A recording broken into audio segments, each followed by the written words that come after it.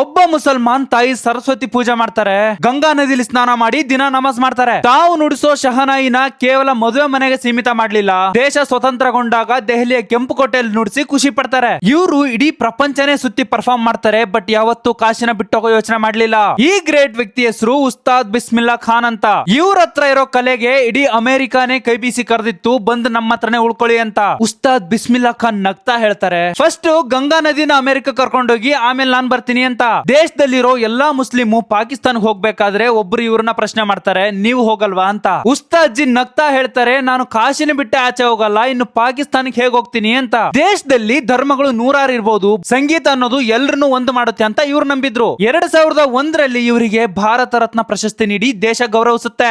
ಕೊನೆಗೆ ದೆಹಲಿಯಲ್ಲಿ ಟ್ರೀಟ್ಮೆಂಟ್ ತಗೊಳಕ್ಕೂ ಕೂಡ ಇವ್ರು ಒಪ್ಲಿಲ್ಲ, ಯಾಕಂದ್ರೆ ಅವರಿಗೆ ತಮ್ಮ ಕೊನೆ ಉಸಿರು ಕಾಶಿಲೇ ಬಿಡ್ಬೇಕು ಅನ್ನೋದು ಆಸೆ ಆಗಿತ್ತು. ನಮ್ಮ ದೇಶದ ಇಂತ ಗ್ರೇಟ್ ಪರ್ಸನಾಲಿಟಿ ಬಗ್ಗೆ ನಿಮ್ಗೇನ್ ಅನ್ಸುತ್ತೆ ಕಮೆಂಟ್ ಬಾಕ್ಸ್ ಅಲ್ಲಿ ತಿಳಿಸಿ. ಈ ಒಂದು ರೀಲ್ ನ ಆದಷ್ಟು ಜನಕ್ಕೆ ಶೇರ್ ಮಾಡಿ, ಹಾಗೂ ನಮ್ಮ ಫ್ಯಾಕ್ಟ್ ಬಜಾರ್ ವತಿಯಿಂದ ಎಲ್ಲರಿಗೂ 80ನೇ ವರ್ಷದ ಸ್ವತಂತ್ರ ದಿನಾಚರಣೆಯ ಹಾರ್ದಿಕ ಶುಭಾಶಯಗಳು. ಇದೇ ರೀತಿಯ ಹೆಚ್ಚಿನ ಕಂಟೆಂಟ್ ಗಾಗಿ ಫ್ಯಾಕ್ಟ್ ಬಜಾರ್ ಪೇಜ್ ನ ಫಾಲೋ ಮಾಡ್ಕೊಳ್ಳಿ.